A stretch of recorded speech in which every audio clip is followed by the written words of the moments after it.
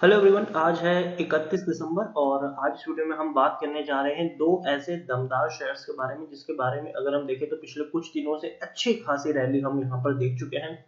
सबसे पहला है ओएनजीसी और दूसरा है इंडियन ऑयल कॉर्पोरेशन। दोनों ही शेयर्स अगर हम देखें तो ऑयल और गैस के सेक्टर से जुड़े हुए शेयर है और दोनों में ही हमें एक बहुत बड़ी रैली देखने को मिली है। लेकिन पिछले कुछ दिनों से अगर हम देखें तो ये शेयर थोड़ा सा सुस्त पड़ा हुआ है। वीडियो में हम बातचीत करेंगे कि दोनों ही शेयर में क्या खरीदारी करने का अभी भी मौका है कि नहीं, या फिर यहाँ पर एक बड़ी गिरावट की संभावना है। इन दोनों ही चीजों के बारे में इस वीडियो में हम बातचीत करेंगे, लेकिन उससे पहले अगर आपने अभी तक चैनल को सब्सक्राइब नहीं किया है तो प्लीज अभी इसे सब्सक्राइब कर लीजिए, क्योंकि आगे भी बहुत सारे वीडियोस हैं जो आपको काफी ज्यादा हेल्प करेंगे। और तो और अगर आपने अभी तक मेरी टेलीग्राम चैनल को सब्सक्राइब नहीं किया है तो उसको भी सब्सक्राइब करना मत भूलिएगा, लिंक आपको डिस्क्रिप्शन में मिल जाएगा। तो सबसे पहले बात करते हैं ओएनजीसी की। 92 रुपीज का ये शेयर है और आप देखिए आज कोई खासा एक्साइटमेंट देखने को नहीं मिला था, लेकिन हाँ मॉर्निंग में एक बहुत बड़ी रैली यहाँ पर जरूर आई थी। 95 रुपए तक इसको लेके गए, लेकिन बाद में अगर हम देखें तो टूटकर ये अभी ऑलमोस्ट जहां पर खुला था वहीं पर क्लोज होने की कगार पर है। पिछले एक महीने में हम देखें तो ओएनजीसी के शेयर में पिछले एक महीने में कुछ इस तरीके से सिचुएशन है कि अभी भी 13 से 14% का ग्रोथ है। हालांकि 81 रुपीज से उठकर शेयर 100 रुपए से भी ऊपर निकल गया था और ये वो लेवल से जहां पर मैंने कहा था कि शायद अभी एक गिरावट आ सकती है, और वही हुआ। शेयर में गिरावट भी आई, अभी 90 रुपए के आसपास ट्रेड कर रहा है। और पिछले कुछ दिनों से अगर हम देखें तो पिछले 3-4 सेशन से ये एक ही प्राइस पर अटका है, 93 रुपीज के लेवल के आसपास ही घूम रहा है। एक साल में अगर हम देखेंगे तो पिछले एक साल में ओएनजीसी के शेयर में अभी भी 27% की गिरावट है। आप देखिए शेयर अभी भी अपने प्री कोविड लेवल तक नहीं पहुंचा है जो 128 रुपए का था। गिरावट आई, 60 रुपए तक टूटा पैंडेमिक के दौरान, बाद में बड़ी रैली यहाँ पर हमें देखने को मिली, 90 रुपए तक शेयर पहुंचा। बाद में एक और बड़ी गिरावट इनका इंतजार कर रही थी जो इसको दोबारा से 65 रुपए के नीचे लेके गई। लेकिन 10वें महीने लेकिन नवंबर के शुरुआती दौर में इतनी बड़ी तेजी हमें देखने को मिली तो जो इसको 100 रुपए तक भी लेके गई, लेकिन अब फिर से थोड़ी बहुत प्रॉफिट बुकिंग हमें देखने को मिल रही है। पिछले 3 साल में अगर हम देखें तो ओएनजीसी का जो शेयर है उसमें हमें कम से 52% की हमें यहाँ पर दोबारा से गिरावट देखने को मिली। मतलब 210 रुपए के लेवल से अगर हम देखें तो शेयर टूटकर नीचे ही आया है। 210 रुपए से शेयर टूटकर नीचे बिखर रहा है। अब धीरे धीरे तेजी की शुरुआत हमें जरूर देखने को मिली है ओएनजीसी के शेयर में। ओवरऑल अगर हम देखें तो ओएनजीसी वो कंपनी है जिसमें हमें कभी भी लॉन्ग टर्म के बारे में निवेश नहीं करना चाहिए। मतलब लॉन्ग टर्म से मेरा मतलब बहुत ही लंबा, मतलब 5-10 साल का निवेश बिल्कुल भी नहीं करना चाहिए। ये वो शेयर है जहां पर आप गिरावट आने पर खरीदारी करते हो, प्रॉफिट आने पर आप यहाँ से एग्जिट भी कर लेते हो। ये वो शेयर नहीं है जिससे आप प्यार करो, ये वो शेयर नहीं है जिसको आप अपने पास रखे रहो।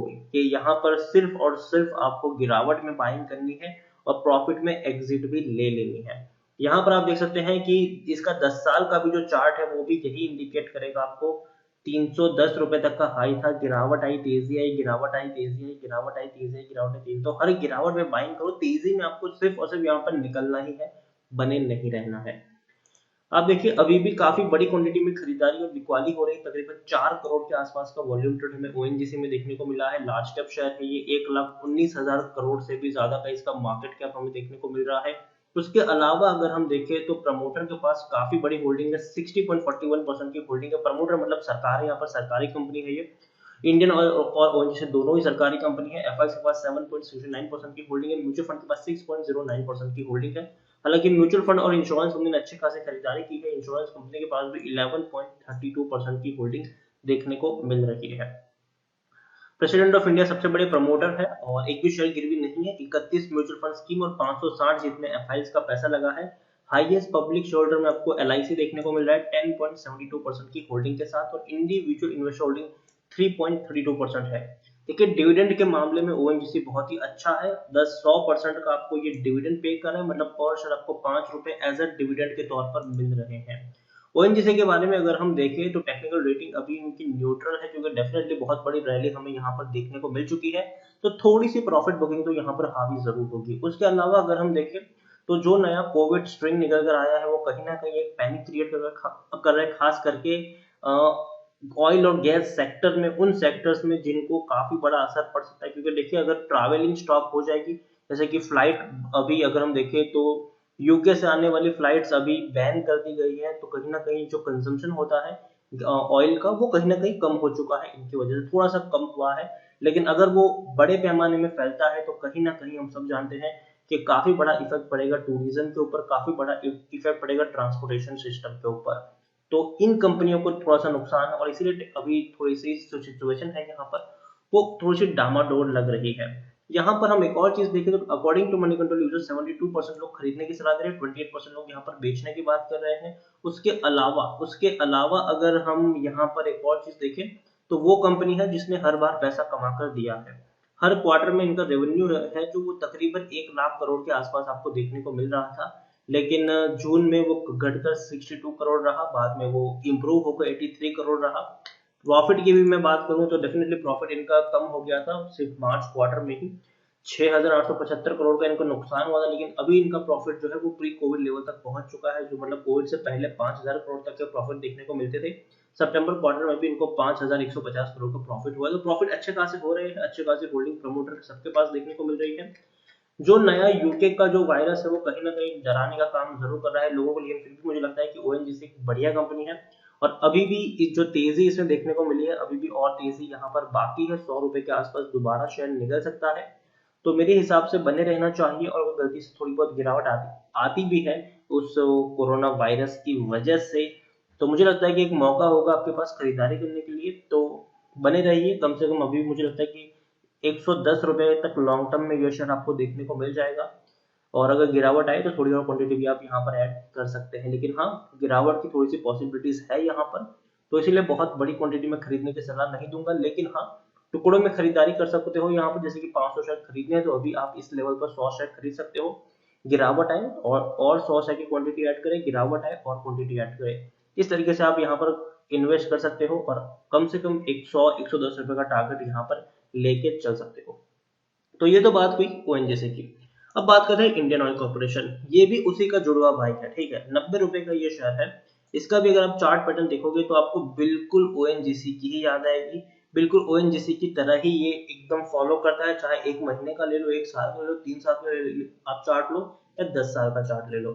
प्राइस भी दोनों की ऑलमोस्ट अभी सेम ही है अगर हम देखें तो। डिविडेंड के मामले में भी अगर हम देखें तो दोनों जो है वो सेम डिविडेंड पेइंग शेयर है। ओएनजीसी आपको 5 रुपए का डिविडेंड पे कर रहा है, इंडियन ऑयल की अगर मैं बात करूं तो वो आपको तकरीबन तकरीबन 4 रुपए 25 पैसे का डिविडेंड पे कर रहा है, अच्छा खासा डिविडेंड पेइंग शेयर है। और अगर प्रॉफिट की भी अगर हम बात करें तो वो भी तकरीबन आपको मिलते जुलते ही देखने को मिलेंगे, तकरीबन 6,000 करोड़ का प्रॉफिट इनको सितंबर क्वार्टर में हुआ है, हालांकि इनको जून में भी अच्छा प्रॉफिट था और मार्च में इनको भी नुकसान हुआ था। शेयर होल्डिंग पैटर्न भी अगर हम देखें तो अच्छी खासी होल्डिंग प्रमोटर के पास है, 51.50% की होल्डिंग है यहाँ पर। एफआईज और म्यूचुअल फंड ने हल्की सी बिकवाली की है, लेकिन इंश्योरेंस कंपनी ने बढ़िया खरीदारी की है, 7.57% की होल्डिंग इंश्योरेंस कंपनी के पास है। एफआईज और म्यूचुअल फंड के पास भी अच्छी खासी होल्डिंग जरूर है, 29 म्यूचुअल फंड स्कीम्स और 464 एफआईज का भी पैसा लगा है, और यहाँ पर हाईएस्ट पब्लिक शेयर होल्डर आपको ओएनजीसी देखने को मिल रहा है 14.20% की होल्डिंग के साथ। तो देखिए ओएनजीसी की एक अच्छी खासी होल्डिंग हमें यहाँ पर जरूर देखने को मिली है, 1 महीने में देखें तो शेयर तकरीबन तकरीबन 6% अप रहा है। यहाँ पर भी आप देख सकते हैं कि 85 रुपीज से उठकर ये शेयर भी 96 तक पहुंचा, लेकिन दोबारा यहाँ पर भी हमें गिरावट देखने को मिली, लेकिन अब धीरे धीरे ऊपर उठने की कोशिश ये शेयर भी कर रहा है। यहाँ पर लार्ज कैप शेयर है, ये 85,000 करोड़ के आसपास का मार्केट कैप है और 1.5 करोड़ के आसपास का इसका वॉल्यूम ट्रेड हमें देखने को मिल रहा है। शेयर होल्डिंग की बात करें, टेक्निकल रेटिंग इनकी काफी अच्छी देखने को मिल रही है, तेजी के संकेत है। According to Moneycontrol user 94% लोग खरीदने की सलाह दे रहे हैं, 3% लोग होल्ड करने की, मतलब 97% लोगों का यहाँ पर पॉजिटिव है, जबकि 3% लोग आपको यहाँ पर बेचने की भी सलाह दे रहे हैं। उसके अलावा जैसे कि मैंने कहा कि प्रॉफिट इनके भी डिक्लाइन हुए थे मार्च क्वार्टर में, 9,000 करोड़ का इनको भी लॉस होता है, लेकिन अभी अगर हम देखें तो अच्छे खासे प्रॉफिट पे बैठे हुए हैं, 6,000 करोड़ तक के बड़े बड़े प्रॉफिट्स हमें देखने को मिल रहे हैं। दोनों ही कंपनी अगर मैं देखूं तो ऑयल और गैस सेक्टर से जुड़ी हुई कंपनी है, और अगर नया कोविड स्ट्रेन निकल कर आता है तो कहीं ना कहीं इन दोनों ही कंपनियों को नुकसान होगा, क्योंकि इससे दोबारा से जो ऑयल और गैस का जो कंजम्पशन है, जो पीक हो रहा था ऑलमोस्ट प्री कोविड लेवल तक पहुंच गया था, वो कहीं ना कहीं इफेक्ट कर सकता है। लेकिन मुझे लगता है कि चांसेस उनके काफी कम है, जो उतना डेडली होने के चांसेस अगर हम देखें तो थोड़ा सा कम मुझे लग रहा है स्प्रेड होने के। यहाँ पर इंडिया में अगर मैं स्पेसिफिकली बात करूँ तो मेरी सलाह यहाँ पर यही होगी कि दोनों ही शेयर्स अगर आपने खरीद के रखे हुए हैं तो रखे रहो इसको, और अगर हल्की सी भी गिरावट आती है तो और क्वांटिटी ऐड कर सकते हैं। लॉन्ग टर्म का पर्सपेक्टिव लेके चले, दोनों ही शेयर्स में वो दम है कि वो दोबारा से 100 रुपए के ऊपर निकल सकता है। तो अगेन मैं कहता हूँ पैनिक की वजह से, थोड़ा सा भी पैनिक अगर क्रिएट होता है तो गिरावट यहाँ पर आ सकती है, लेकिन उस गिरावट में भी आपके पास मौका होगा थोड़ी और क्वांटिटी को ऐड करने का। पैनिक मत करना, बेचने की गलती मत करना, बने रहना यहाँ पर। ऐसी कंपनी है जिसको बर्बाद कभी नहीं हो सकता। ऑयल और गैस आज की नेसेसिटी बन चुकी है, उसको रोकना मुझे लगता है कि वो नामुमकिन है। अभी के तौर पर इलेक्ट्रिफिकेशन की तरफ हम आगे जरूर बढ़ रहे हैं, लेकिन फिर भी अभी भी ऑयल और गैस अगर हम देखें तो मेजर पोर्शन उन्हीं का देखने को मिल रहा है, और ये वो कंपनीज है वो सप्लाईज पूरा करने का दमखम रखती है। तो बने रहिए इन दोनों ही शेयर्स में, और अगर गिरावट आती है तो आपके पास मौका है यहाँ पर खरीदारी करने का, और थोड़ी थोड़ी क्वांटिटी इस गिरावट में ऐड कर सकते हैं। फ्रेश बाइंग भी अगर आप करना चाहो तो जैसा कि मैंने कहा कि सिर्फ और सिर्फ टुकड़ों में खरीदारी करो। बुरे शेयर्स नहीं है ये, डूबने वाले शेयर्स नहीं है ये, लेकिन हाँ अगर यहाँ से आपको और 15-20 रुपए का प्रॉफिट होता है तो आप प्रॉफिट बुक भी कर सकते हो उस लेवल पर।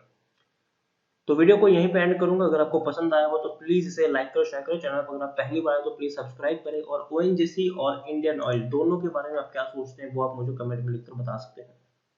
Thank you.